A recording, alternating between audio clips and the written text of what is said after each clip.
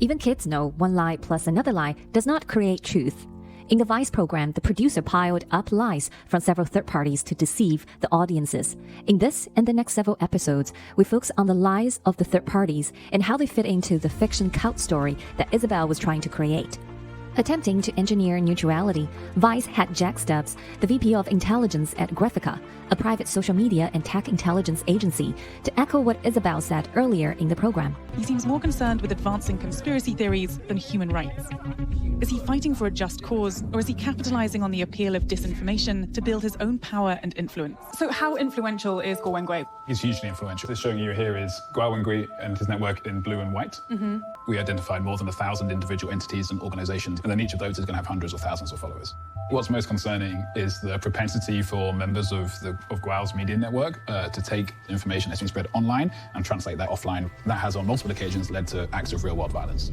Graphica is often viewed as a credible company, as its work is often referenced by the media. Just like people are more likely to believe Dr. Fauci and Dr. Barrick on the origin of the COVID-19 virus when the truth is buried underneath their shiny titles and credentials. By comparing the work of Graphica with other analysis on the same subject, we confirmed our suspicion that Graphica is a friend of the Chinese Communist Party. Graphica made its name by putting out investigations about disinformation and foreign influence operations online. In its 2 reports published in September 2019 and April 2020, Graphica reviews that an active, persistent, and prolific cross-platform political spam network has been praising the CCP, as well as attacking Miles Guo and the Hong Kong protester by using hijacked or fake accounts on YouTube, Twitter, and Facebook. Everything seems okay until you read the conclusion section in both reports.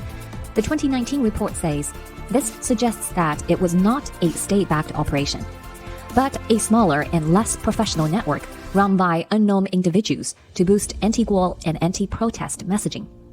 Graphica named this group Spamouflage Dragon. How creative. The 2020 reports again states, it is not yet clear whether the Spamouflage Dragon network is run by one organization or is a more cooperative endeavor of small groups. So, who is this Spamouflage Dragon on Earth? Let's take a look at a different study on the same subject. In June 2020, the International Cyber Policy Centre of the Australian Strategic Policy Institute, ASPI, an agency established by the Australian government, published a report titled Retreating Through the Great Firewall, a persistent and undeterred threat actor. Its findings are somewhat aligned with Graphica's findings. It says, this report analyzes a persistent, large-scale influence campaign linked to Chinese state actors on Twitter and Facebook. This activity largely targeted the Chinese-speaking audiences outside of the Chinese mainland, where Twitter is blocked, with the intention of influencing perceptions on key issues, including the Hong Kong protests, Miles Guo Wengui, and to a lesser extent, COVID-19 and Taiwan. Unlike Graphica's avoidance of pinning the culprit, ASPI exposed the fact that the CCP was behind these disinformation operations.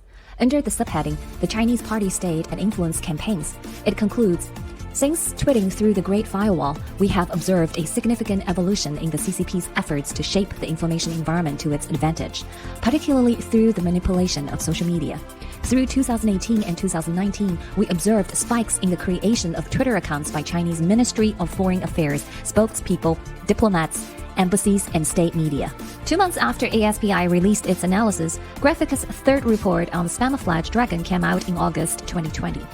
It says, Twitter attributed the original activity on which the dataset is based to operators linked to Chinese state actors, although Graphica has not, to date, been able to establish a connection between Spamouflage Dragon and government entities. Graphica's 4th report, published on February 2021, states Spamouflage is increasingly entwined with Chinese state officials and narratives, and Spamouflage is a cheerleader for Chinese state narratives of China's rise and Americans' fall. It's so pathetic. After 4 attempts, Graphica still tries to avoid stating the obvious. Is Graphica's technical competency inferior to ASPI, or else?